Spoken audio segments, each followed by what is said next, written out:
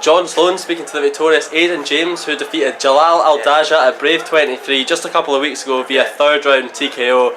Aidan, how does it feel to get that kind of win in your win column and to go to 4-0 as a professional? Yeah, a KO win, TKO win, it's nothing like it. Like, as an amateur, it was mad, cause I was a grappler as an amateur, like I was submitting a lot of guys, but as a pro now I've got 3 TKOs, like 3 finishes with strikes, and I started off as a striker, like early, before I even went to Jiu-Jitsu, like, I always loved striking. But then like, I ended up with a good team, a good grappling team, like Chris's Academy and like Ash Williams, the black belt, youngest one in the UK, and Chris, the first ever Welsh black belt. So you're gonna have a good grappling pedigree, and then as I started fighting, like I was just able to utilise my grappling all the time. But I'd always want to finish with strikes. I'd always be heading like one day I want to just, and then it just started happening. Like as I've gone pro now, like my first pro fight TKO in the third, my second pro fight was a TKO in the third, my third pro fight was a submission, the fourth one again KO in the third, and it's nuts. Like I never saw myself. I can be honest, I never saw myself going that route. But like as I'm getting more mature with my like fight style and like experience, I feel I'm able to let my hands go a little bit more and go back to. I started off boxing and karate. I mean, my grandparents are black belts in karate, and then a karate club, and I went through karate, and then I went to boxing, and I always felt like my striking was there, but I never brought into my amateur fights. As an amateur, I end up just grappling a little bit more. Usually I didn't initiate the takedown, I'd get taken down, I didn't like submit the guy, or I'd end up on top somehow, can't remember. And yeah, so I'd utilize grappling, but I'd always just go home and be like, I could have striked a bit more.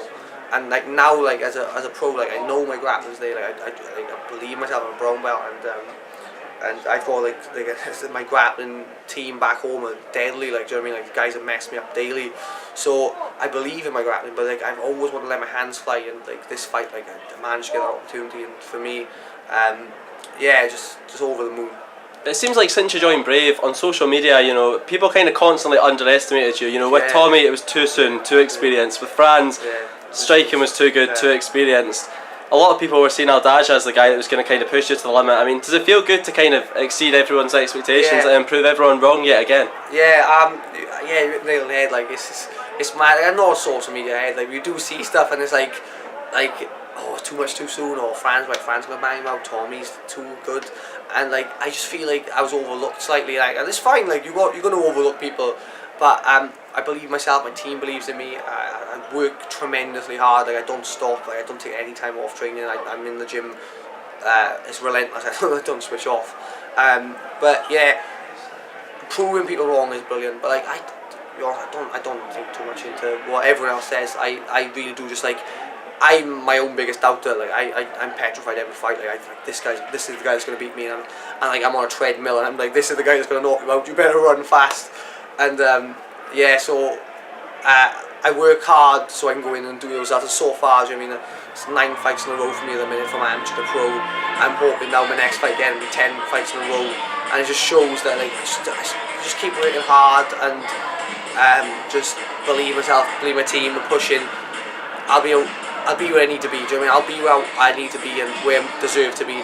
So for now, but again, I don't look past anyone. I'm honest. Like I'm scared every fight. Like I genuinely like I doubt myself a lot. But I think that's what drives me on. Do you know what I mean? You've just knocked up an interview with Lewis Smith of MMA UK. I was about to ask you. You know, the Jordanian fans were quite hostile towards you. I was going to ask if that fueled you, but from what I've just heard you talk about it seems like that kind of sent you into like a state of zen almost. It calmed you down. So like. I am nervous until I about to walk out, and I can't explain it. It's every fight. Like I'm genuine. People tell me, oh, why do you believe in yourself? Like soon as I get nervous, I'm like, oh, I'm gonna lose. Like this boy's good. And I like rate my opponents. Like so, I put him on a pedestal. Like I genuinely do. And when I'm about to fight, like I just like go into this state. I can't explain. Like it's just a fight feeling. And I'm just like. Well, actually, I'm usually making jokes, and I'm looking out and there's men pulling me in there, like they stick their fingers up and stuff, and I just turned my corks and I just started laughing. And I was like, I've always wanted this. Like this is what I wanted. I love fighting amateur. Like I love fighting MMA. But when you're younger, and, like I'm a little kid and I'm watching UFC and stuff, and I'm watching like whatever show I'm watching at the time, and I see it, I picture myself there, like I want to be in the crowd, like I want to feel that energy.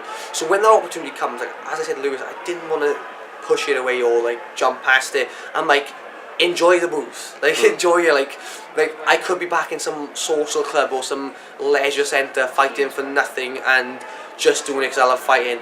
But when you're younger and you're watching like your favourite fighters fight on TV and there's someone getting booed and the opportunity comes to you, I don't wish it away. Like take it in. Like I'm always gonna like what happened to Man Jordan is gonna stay with me forever. Like I so much appreciate it. And to be fair, as hostile as the crowd was before the fight, after they were phenomenal. The Jordanian fans have like been messaging me. They've been like liking almost. They've just been brilliant. They've been outstanding. They really support me now, and I think just embracing the booze, realising it's just a show. Do you know what I mean? It's just a show. Like it's just drama. It means nothing. At the end of the day, I don't care if no one's there or if 10,000 people there. Like I'm gonna fight you. Like I'm gonna come forward. And I'm gonna look to finish you and hurt you. But before that, like it's just drama. Like Golovkin says, big drama show. Yeah. Just fun. And now I want to talk a little bit about your progression, you know, because when you initially signed with Brave, you know, you said one of the predominant reasons that made you want to sign with them was the fact that you weren't a big ticket seller back home, so you want to make a name for yourself globally, travel the world. But like we said off air, you're now in a position where your name's bigger than ever. You know, you've grown a lot locally, like here in the UK. Never mind Wales. I know, man. Is there a part of you that's kind of torn between the two? I mean, when you see a big show like this in Cardiff, I'd imagine you'd want to be out here just now. You're taking away. I was down there. My teammate Rowan Crocker fought 21. He was the first fight of the night, and I just felt that bass, like boom, boom. I was sitting there. I seen the big crowd. I thought, I could sell a 200 ticket. Like people want to come see me now for the first time ever. Like, do you know what I mean? Like, imagine knock someone out, they want to see it happen again. Yeah. So like I'm sitting there, and I'm like, I'd do anything. Like if they offered me a fight now, I'd go and do it. But again, I'm so thankful I got Brave. I want to travel. I'm 24. I want to see things. Like I don't particularly want to stay in my home and fight back here. As much as everyone appreciates seeing me, like. I want to go and travel, I want to see new things, I want to experience new cultures, I want to meet people I would never have a chance to meet. So when that opportunity comes with Brave and what they present to me is outstanding. But again, like every now and then you do see a home show and you think, I could, do you know what I mean? Like, it would be nice while fighting to be able to go back to your own bed. But, do you know what I mean? I got to appreciate what I got. Brave look after me incredibly, they do, I mean, they sort me right out. And it's a platform for myself, do you know what I mean? And they don't mollycoddle me. I must say that with Brave. They don't give me easy fights. They give me 3 killers in a row. They give me Tory Martin, non-easy fight I was meant to lose. Franz Malambo. The night I made my Brave debut, he fought for a world title. Do you know what I mean? Like and then Jalal Al Daaja was on a 3-fight win streak with 2 KOs and a submission. Again, he was meant to fight for the belt. If he beat me, he was fighting for the belt. Brave don't care about building stars. They do not want to build me up at all. They told me this as well. And do you know what? I'm fine with it. Give me what you want to give me. If I win, I win. If I lose, then do you know what I mean? I got stuff to work on. So I appreciate the opportunity. I'm just going to continue to work hard. And I think by the end of this year, maybe I will have the belt. Do you know what I mean? And I hope that's the case. But for now, it's whoever they offer me next. Right. And how long are you looking to stay out of action for before you book back in? Summer, I'd assume you want to get back in there? I've already got a name through and a show date, so I can't reveal too much because I don't get in trouble. But it's a tough fight. Again, I don't take anyone lightly. This person, if it is who they say it is, going to be a very tough fight for me. And it's close. It might be closer to home, but again, we'll see now. Do you know what I mean? Like for now, though, again, like I haven't taken no time off. I'm straight back in the gym.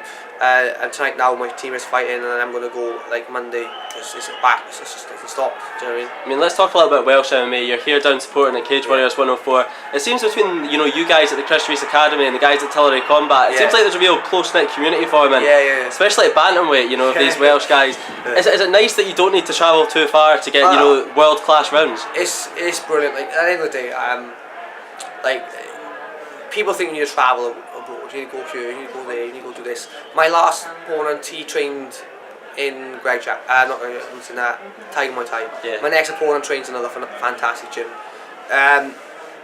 For me, it's like Jack Shaw's the #1 back in the UK. He's absolutely phenomenal. I only have to drive half hour to go and train with him. Half hour, 5 minutes. I get to go and train with what is the best bantamweight in the UK.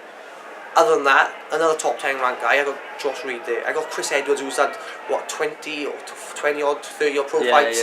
So that's just bantamweight. That's just like bantamweight. I got my own team. I got Brett Johns, who just fills me in wherever he feels like battering me. Do you know what I mean? If he wants to mess me up, he just does it. So a training partner wise, I couldn't be more blessed. It's just God, thank God. Like it is what it is. I do love the Tulare. We have a brilliant relationship. My coach Chris and Richard have had a good friendship for years, since long before I even started fighting. So the opportunity to go and travel up there, like they come down to us, we go up to them, we mix and match.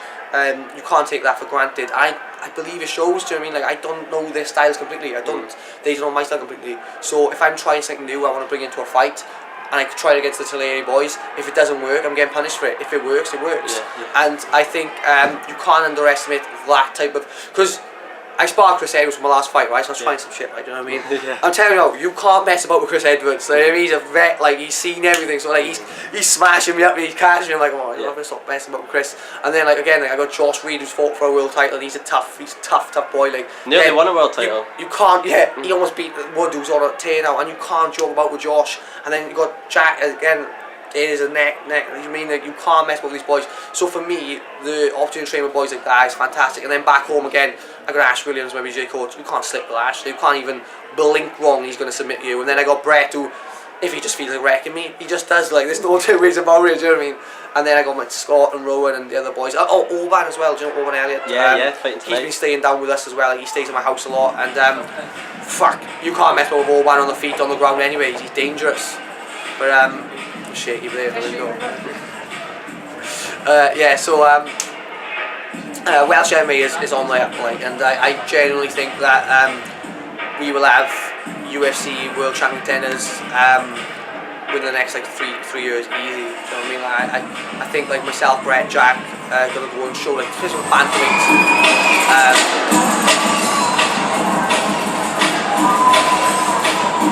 Sorry guys. Myself, Brett, Jack, are going to show like the low weight class. I believe we're gonna go up the top. Like, do you know what I mean? We'll see though. We'll see. You never know. I'm getting my card. Like, I don't even think. I don't even think like 10 minutes in the future. I don't even think we're next week. So yeah. Well, Aidan, thanks so much for your time, mate. I really appreciate it.